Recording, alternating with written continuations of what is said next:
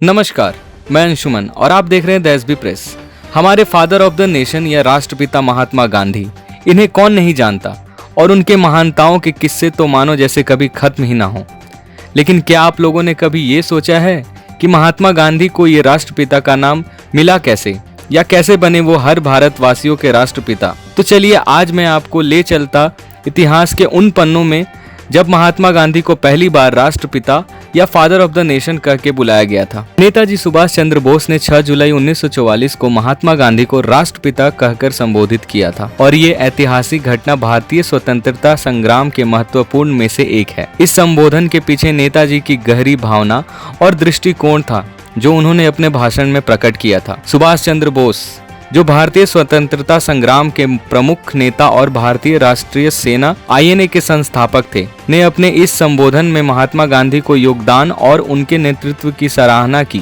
बोस ने माना कि गांधी जी ने भारतीय स्वतंत्रता संग्राम में अहिंसा और सत्याग्रह के सिद्धांतों के माध्यम से जनता को जागरूक किया और उन्हें एकजुट किया। नेताजी ने गांधी जी को राष्ट्रपिता कहकर ये स्वीकार किया कि उन्होंने भारतीय स्वतंत्रता संग्राम में लोगों के दिलों में एक नया जोश और आत्मविश्वास पैदा किया। उन्होंने कहा कि गांधी जी ने न केवल भारत में बल्कि पूरी दुनिया में अहिंसा के सिद्धांत को प्रतिष्ठित किया। ये संबोधन उस समय हुआ जब नेताजी ने रंगून, अब या अंगून रेडियो स्टेशन से अपने भाषण में गांधी जी से भारत के स्वतंत्रता संग्राम में अपने समर्थन और आशीर्वाद की अपील की थी। नेताजी सुभाष चंद्र बोस का ये संबोधन एक प्रकार से भारतीय स्वतंत्रता संग्राम के नेताओं के बीच सम्मान और एकता का प्रतीक था। इसने भारतीय जनता के मन में गांधी जी की प्रतिष्ठा को और भी बढ़ाया और स्वतंत्रता संग्राम के प्रति उनके योगदान की मान्यता दी।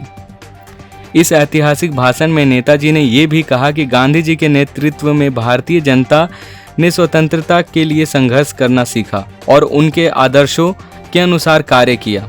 उन्होंने ये विश्वास व्यक्त किया कि गांधी जी के आशीर्वाद और समर्थन से भारतीय राष्ट्र सेना आईएनए और भारत की जनता को अपने स्वतंत्रता संग्राम में सफलता अवश्य मिलेगी। नेताजी सुभाष चंद्र बोस के इस संबोधन से महात्मा गांधी की महत्ता और उनके योगदान को एक नई ऊंचाई दी और उन्होंने सच्चे अर्थों में राष्ट्रपिता के रूप में स्थापित किया।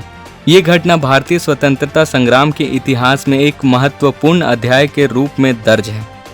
इसी प्रकार की जानकारी के लिए जुड़े रहें हमारे साथ। धन्यवाद।